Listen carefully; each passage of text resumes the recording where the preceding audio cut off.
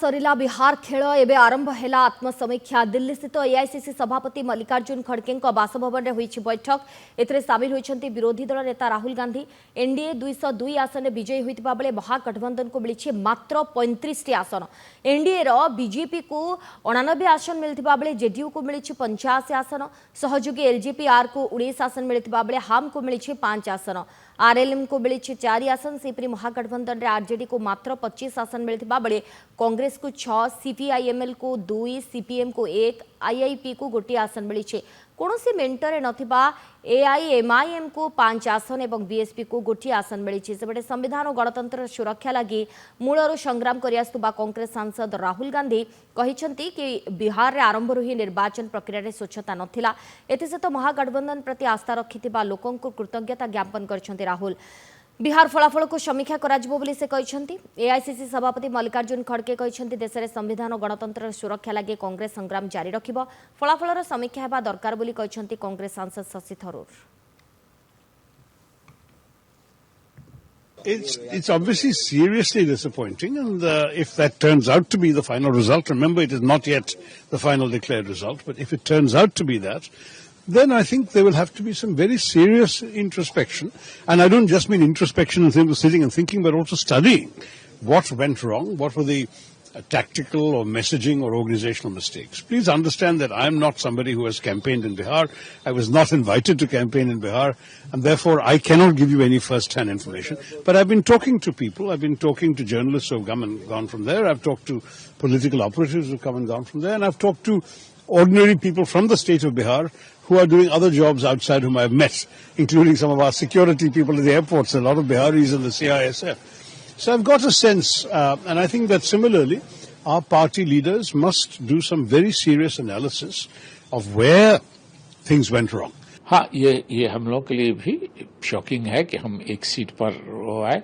कांग्रेस जब बगैर अलायंस लड़ी थी 2010 में, तो हम 4 सीटों पर जीते थे, जिनमें से 3 सीमांचल में जीते थे और 1 सदानंद बाबू हमारे पुराने प्रेसिडेंट थे, वो भागलपुर कहलगांव से जीते थे। लेकिन 1 सीट पर अलायंस में रह के आरजेडी के साथ हम लोग 1 सीट पर आ जाएंगे, इसकी उम्मीद कांग्रेस के बहुत से बड़े मुखालिफ भी जो रहे होंगे उनको भी नहीं होगी। ये हम लोगों के लिए शॉकिंग है। और जहां तक बात इसकी है कि उनकी असदुद्दीन अवैसी साहब की पार्टी जीती है 6 सीट, तो वहां उनको सीमांचल में लगा होगा, जहां अक्सरियत है। हमको लगता है कि मैंने अभी देखा नहीं है डिटेल, लेकिन लगता है कि ज्यादातर सीटें वो सीमांचल में जीते होंगे। ये कोई चुनाव नहीं हुआ है, ये डकैती हुई है, वोट की डकैती हुई है, इसको चुनाव भी नहीं कह सकते हैं। अरे भाई, जहां मोदी, अमित शाह, नीतीश कुमार के रैलियों में कुर्सियां थी, उधर राहुल गांधी जी और तेजस्वी यादव के रैलियों में आदमी ही आदमी थे, तो हुआ है कैसे सब? ये तो बेईमानी का चुनाव है। ये मतलब जनतंत्र का गला घोटा गया। नरेंद्र मोदी जी की जो लोकप्रियता है, प्रधानमंत्री जी की जो लोकप्रियता है, वो बिहार के अंदर स्पष्ट दिखाई पड़ रहा था। और नीतीश कुमार जी ने जिस तरह से नरेंद्र मोदी जी के साथ कदम में कदम मिलाकर बिहार के तरक्की के लिए काम करने का अपना स्पष्ट संकेत पूरे बिहार वासियों को दिया, तो आदरणीय नरेंद्र मोदी जी के विकास की गारंटी और नीतीश कुमार जी ने जो विश्वास जीता है बिहार के जनता का, तो ये स्पष्ट नजर आ रहा था आज से 5-6 महीना पहले ही कि एनडीए की सरकार भारी बहुमत से बनेगी।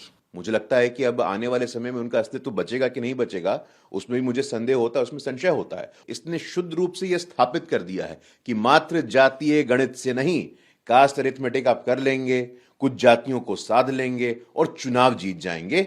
यह भारत की राजनीति के लिए बहुत बड़ा मैसेज है, बहुत बड़ा संकेत है। अगर आपके पास विजन नहीं है, अगर कोई ट्रैक रिकॉर्ड नहीं है, लगातार मोदी जी का, नीतीश जी का 20 वर्षों का सुशासन है, हर मंच पे, हर मोर्चे पे, इंफ्रास्ट्रक्चर हो, साक्षरता हो, हेल्थ हो, हर फ्रंट पे हमने बहुत ही अच्छा काम किया है और उसी का परिणाम है कि कल हमको वो आशीर्वाद प्राप्त हुआ है। बिहार की जनता की जीत है। जिन लोगों ने हमारे नेता नीतीश कुमार जी और एनडीए पर पूरा विश्वास व्यक्त किया, उनके कामों के आधार पर उनको मुख्यमंत्री बनाने का उन्होंने अपना मत देने का काम किया।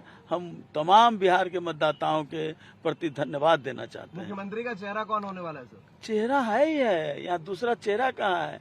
कोई ऑप्शन भी नहीं है और दूसरा कोई यहाँ पर वैकेंसी है।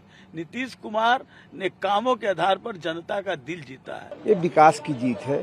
जिस तरह से हमारी सरकार ने, एनडीए की सरकार ने बिहार में 20 वर्षों में काम किया है और जिस धरातल पे बिहार था, आसमान की ऊंचाइयों पर उड़ रही है। काफी वादे किए गए थे विपक्ष की तरफ से सर की सरकार बन रही है। ये झूठे वादे पब्लिक पहचानती है ना। मुख्यमंत्री शपथ ले रहे हैं सर?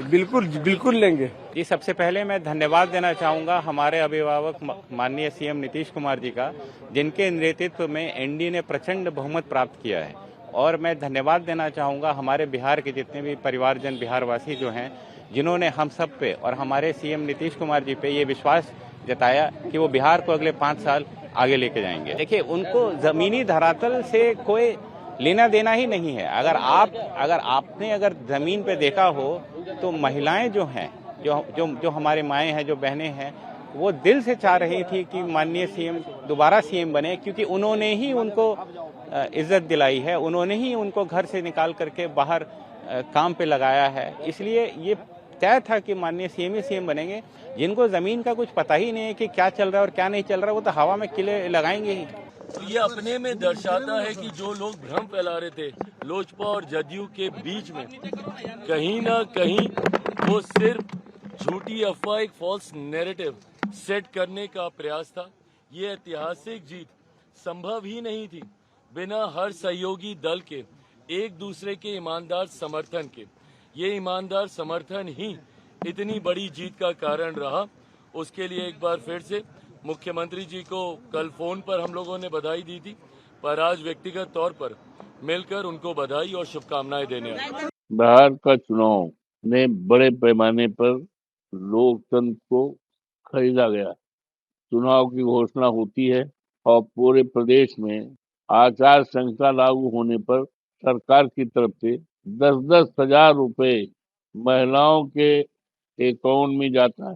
ये लोकतंत्र के लिए, ये सरकार द्वारा उसका खुल्लम खुल्ला उल्लंघन किया गया और इसमें चुनाव आयोग पूरी तरह से अहम भूमिका थी, जिसके कारण इस तरह का नतीजा आया।